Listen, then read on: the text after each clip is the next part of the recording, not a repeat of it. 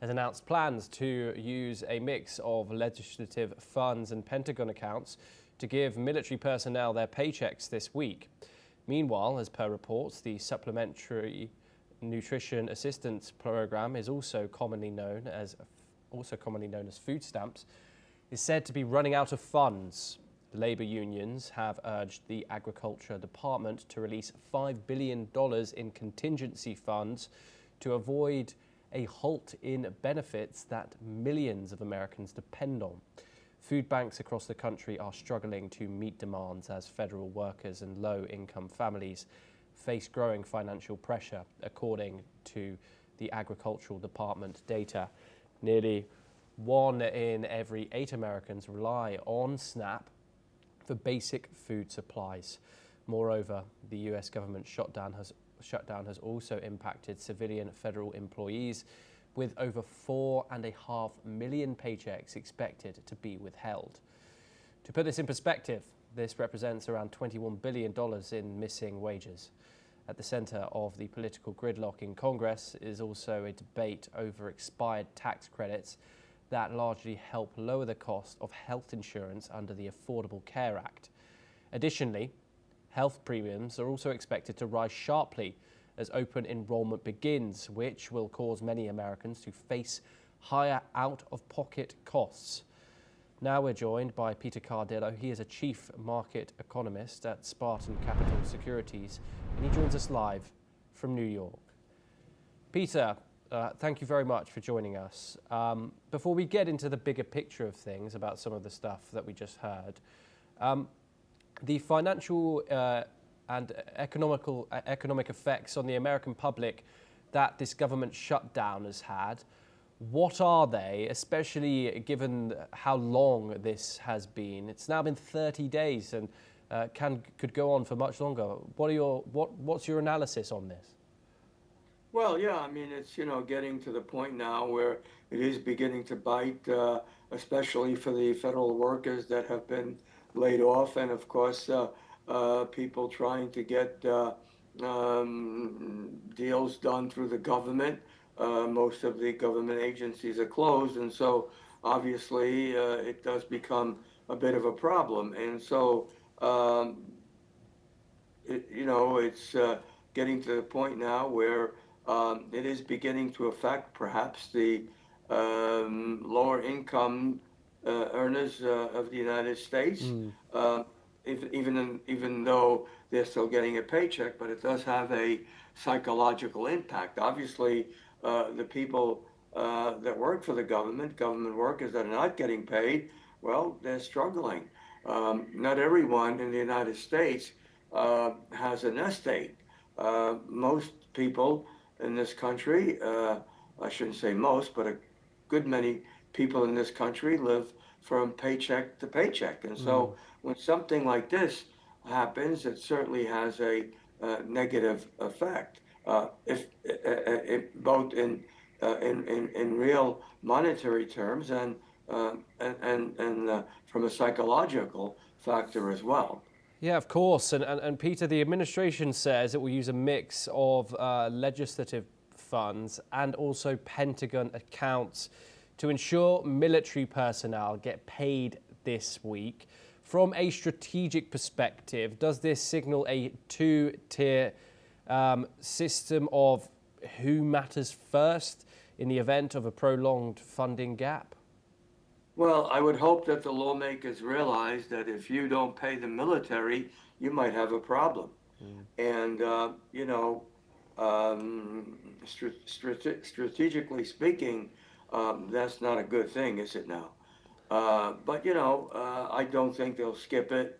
There was a private donor, a Trump private donor, who donated $130 million to help pay the military. And, of course, they've already drained out about close to $5.5 billion from the Defense Department fund.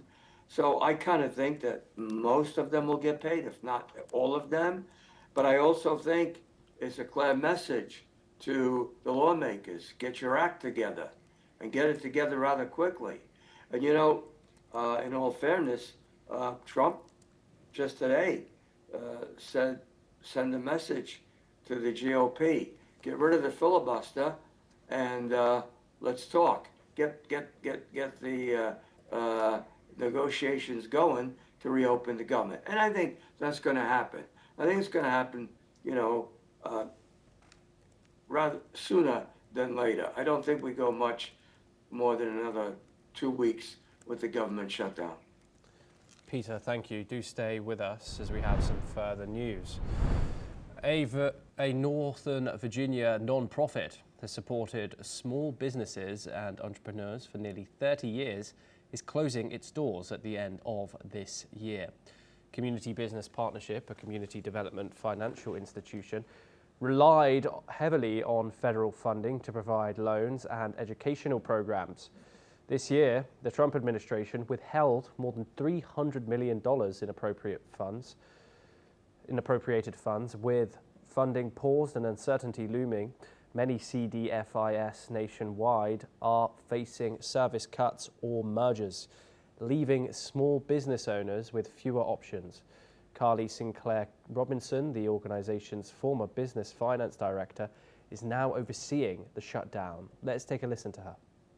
Yeah, devastating is the word. I don't know how else to describe it, but the quiet impact that closing any entity that provide the type of developmental support, housing support, entrepreneurial support, food support, all of those, it's a disruption to the marketplace. It's a disruption for those people who need that hand up, leg up to be able to sustain and survive and then thrive. Those that are finding out,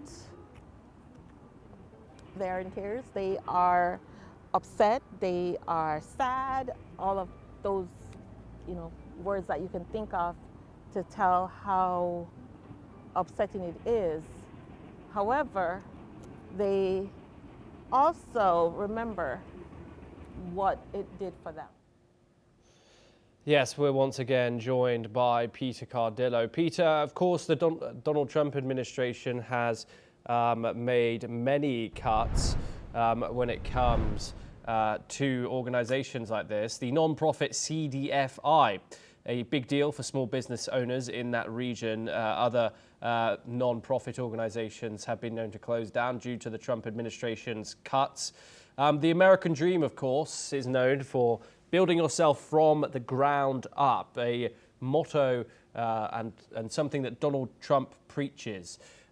Is the American dream still alive today, would you say, with organizations like this being shut down due to Donald Trump's actions? Well, I don't, I think the American dream always stays alive from one administration to the next. There's real no shift in terms of what the nation stands for or how people can progress both socially and from a monetary standpoint. So economically, I should say. And could that change going forward? Most likely. We're just at the beginning of the Trump administration. So things could change. I think that the administration has tried to bring down cost so that the deficits move lower, and trying to do away with monies that what might be perceived as a non-necessary item. So I think it's just a question of politics, and we know that the political scenario always changes, can change overnight, and so Yeah, it's sort of like heartbreaking, and it does raise a red flag and a question mark. But again, I think, they'll probably fall back into place somewhere along the line. Yes, Peter Cardillo, thank you very much for your insight on those topics, and thank you very much for taking the time and joining us here on NewsX World. We now move to our final story of the hour, and more than 1,000 historical artifacts have vanished in a daring early morning heist at the Oakland Museum of California's storage facility. Police say the burglary happened at around 3:30 a.m. local time on October the 15th. The Oakland Police Department and the FBI have launched a joint investigation into what they call a major cultural theft. Officials confirm that thieves broke into the off-site facility and stole over 1,000 items, including Native American baskets, jewelry, and laptops.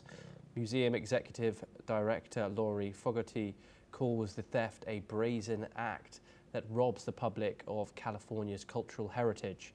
She says many of the stolen pieces were donated by generous patrons. The museum is now working closely with law enforcement agencies to recover the missing artifacts. Police urge anyone with any information to come forward as the investigation intensifies. Authorities now vow to bring those responsible to justice and restore these stolen treasures to the community. And that's a wrap on America 360. Keep watching NewsX World.